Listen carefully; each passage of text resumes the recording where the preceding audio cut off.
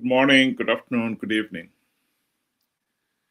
This is an altogether very familiar sight.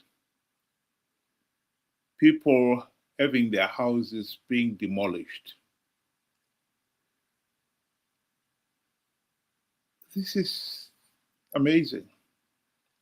Why is this happening? The honest truth is, we have got a dictatorship. And dictators, they are like school bullies. There is never any peace in the playground as soon as the bullies have arrived. They've got to hustle and bully people, push them around, all for one purpose: to remind everybody that they are the boss. And when such bullies are given authority and power to rule the country is always in a mess.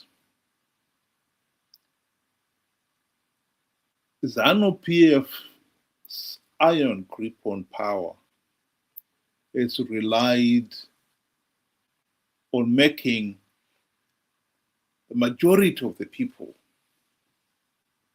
dependent on the regime and always live in fear of the regime. That is where their power is. The chaos and disruption that is constantly happening in the country is part and parcel of Zanu PF retaining power. They want to make people that feel that they are helpless without the regime.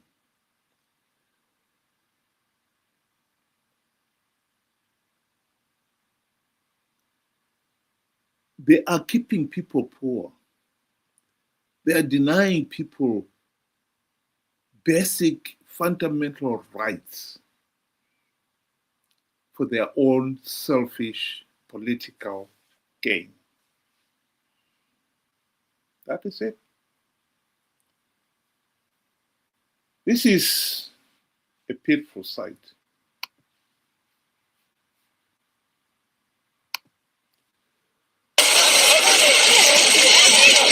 Close to 100 families in Hopely, Harare South are facing imminent displacement after their houses were marked for demolition. When the Rory Studios news crew arrived, trucks believed to be from the Messenger of Court were already loading residents' property, paving the way for the demolitions.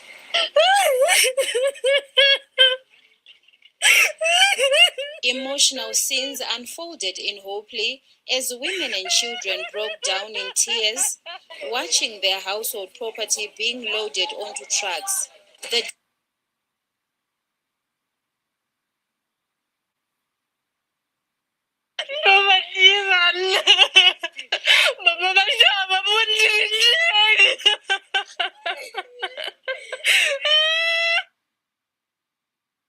Residents say they have lived in the area for nearly 20 years, raising families and building their lives, and are now appealing for urgent government intervention. Ngoti from Norway vanhu vongouya kutaura kuti nzvimbo ndedu. Hatina kwekuenda, hatina kana bepa rauya. 20 meters dzanga vakangoti tichengete tanga takangochengeta, but all of a sudden vangoya nemotikari kutonzita kubva imuyendi. Tisina dambudziko kugara kwese kwataita, takachengetedzeka kusvika patiri nhasi uno. Asi nhasi uno tadzimbikana mwoyo yedu, kushaziva toenda kupi, tonangapi, nekuti tasina tarisiro yekusangana netsaona yakadai. Asi tangokumbira kuti nyika, vakuru venyika vatibatsirewo, vatipe rubatsiro, vatipe pekugara. Ivo vanombotipao kana nguva yekuti tiwane kumarongedzero kana kuti maitiro. Saka zvinhu zviri kutotishamisawo kuti tangomuka takungonzi zvinhu ngazvibve.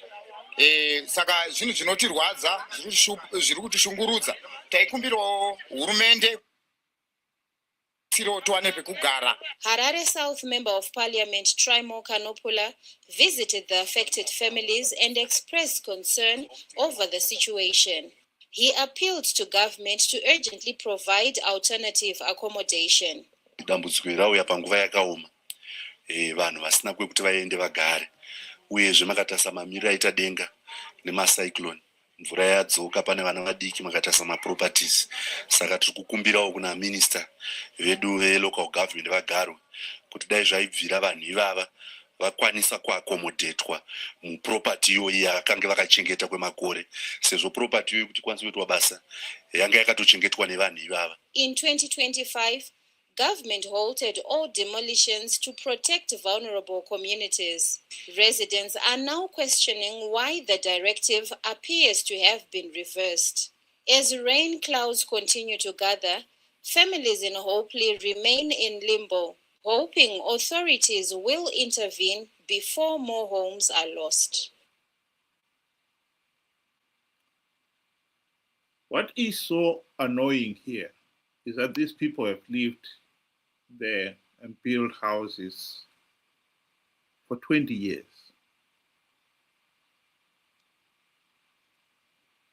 All that time, did somebody not realize they were not supposed to be there?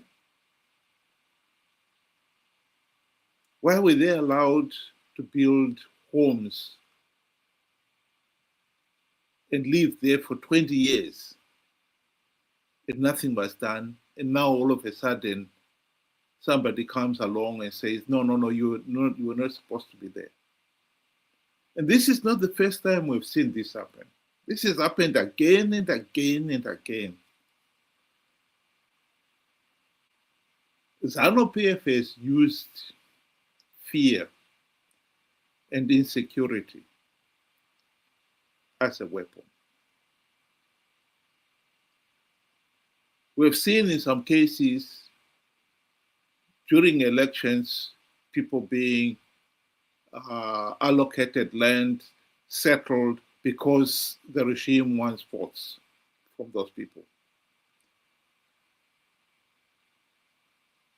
And then later on, somebody says, oh, you were not supposed to have been settled there. Why were they settled in the first place? In some cases, they call them land barons. They sold the land at inflated prices. People paid.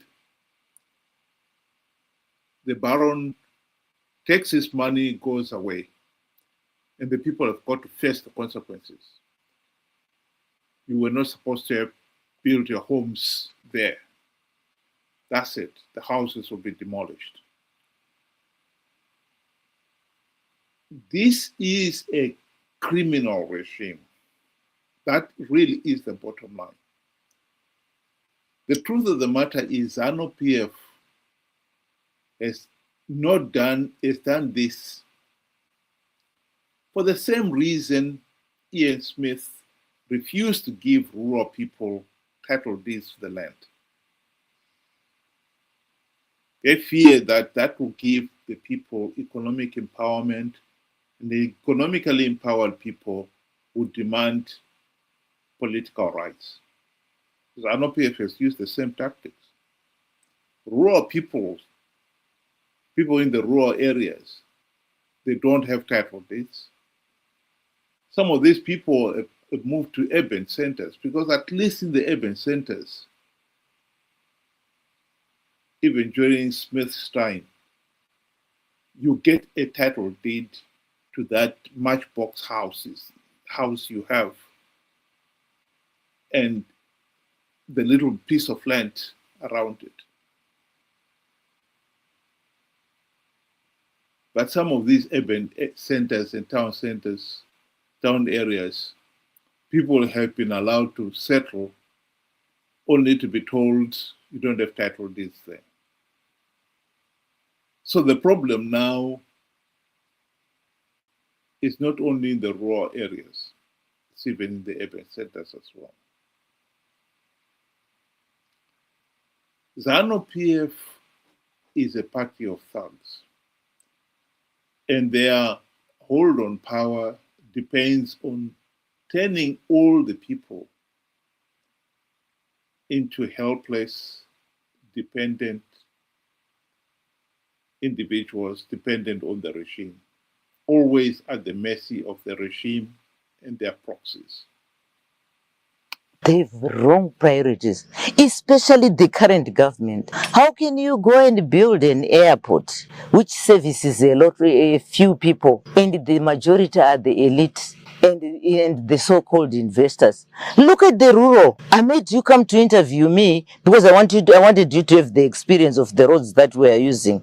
If we go today to our hospital there, you feel pity with that's a hospital in a rural area. If we go to our clinic, you feel pity. We have no piped water here.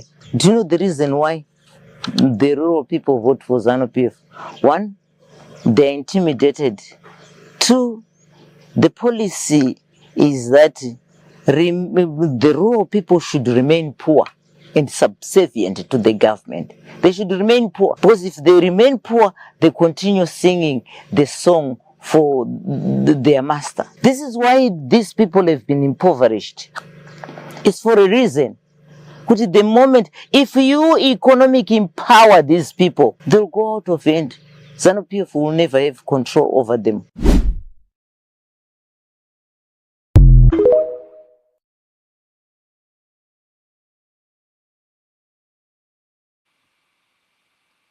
The truth of the matter is, Zanu PF would want to see these people suffer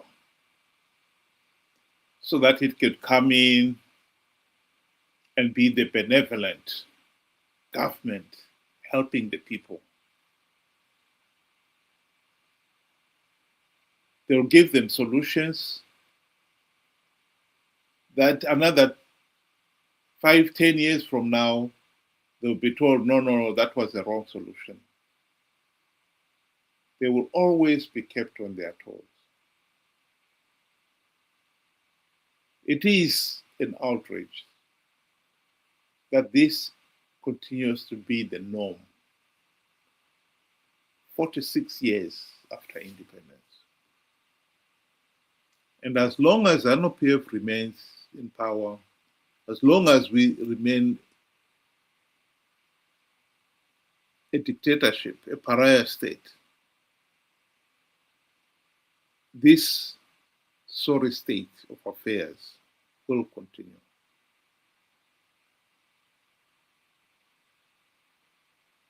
Zimbabwe is a failed state because we have a regime that is benefiting from keeping it that way.